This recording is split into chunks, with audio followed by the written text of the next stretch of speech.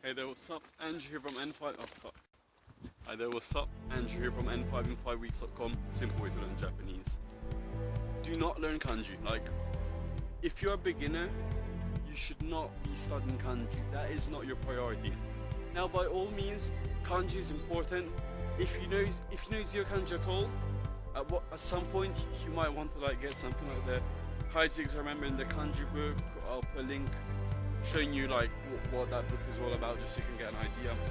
Or like any kind of tools. Yeah, you might want to start learning like your first 100 or 150 kanji. But really, other than that, kanji is not that relevant. What you have to understand is speaking Japanese and knowing kanji are two different skills.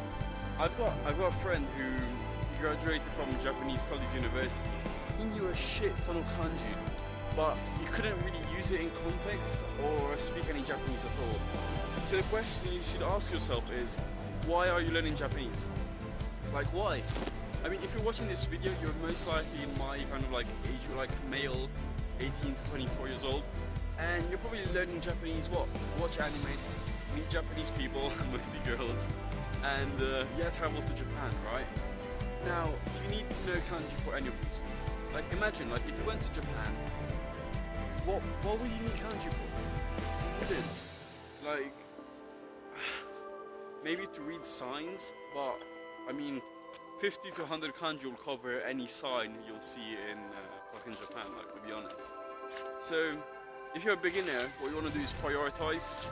Do not start from kanji. Focus on grammar first, focus on vocabulary first, focus on pronunciation first.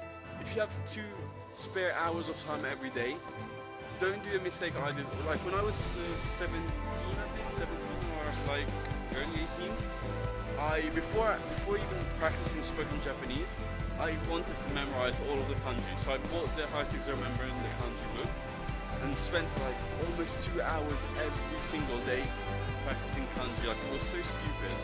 And 6 months in, like, I memorized kanji, but because I couldn't use them in context, I forgot them within months already, and I'd wasted so much time.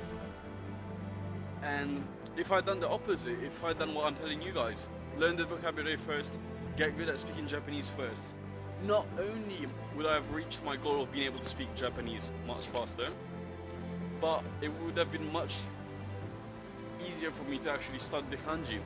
Because that's another thing you want to keep in mind, right? It's much easier to start learning kanji once you're already good with Japanese, once you already know a lot of Japanese words, once you've been practicing on Anki and you're familiar already with vocabulary, language and all of that. So make sure you prioritize when you're learning a new language. Start from the vocabulary, start from the grammar, and really use your time to practice the language and get good at it. Kanji and Japanese are two completely different skills.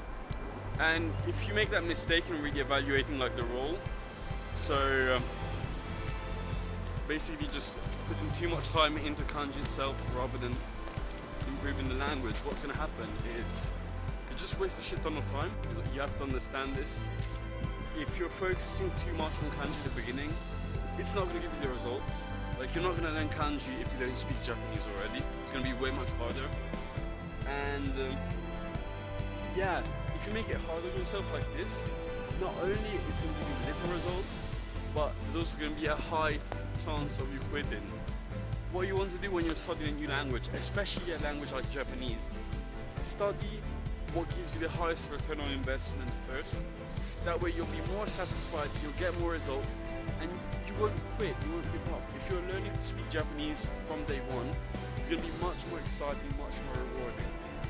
Waste your time trying to learn kanji right away, you're gonna get pissed off, you're gonna waste your time, you're gonna quit, and you're never gonna learn Japanese. And I'm sure you do not want that to happen. Wow, I was so black there for a second. Yeah, this is much better lighting. Yeah, so what you have to understand is you cannot start from kanji. If you start from kanji without speaking any Japanese, without understanding pronunciation and vocabulary, it's going to take you ages. It will be so much harder than it has to be to learn kanji, and it's going to be so hard. You'll just end up quitting. You just end up giving up, and you won't learn any Japanese. And even if you were able to learn kanji without learning Japanese first, like honestly, you'll forget it right away. You won't be able to use it. Like there's no reward to it really. Start from the really important things first. So the grammar, the vocabulary, getting used to the pronunciation, and once again, finding a conversation. Oh my god, like you're learning. Most of your goals in Japanese are related to speaking. Either you want to meet Japanese people, or you want to travel to Japan, or you want to be able to watch anime without subtitles. Kanji does not play a role in that, so don't just give kanji the right amount of time. Prioritize, see what's important for you. Do not waste too much time on kanji, really. You won't, like, unless you're gonna move to Japan and be a fucking lawyer or a real estate agent, you won't need it that much, so yeah.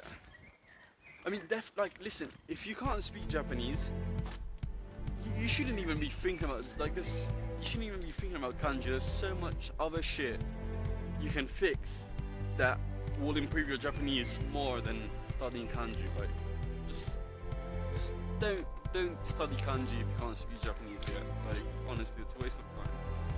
Like, not a waste, but it's just a poor investment of your time, okay? Poor investment of your time. Anyway, that was quite a long rant, so for that. Andrew from n5in5weeks.com, simple way to learn Japanese.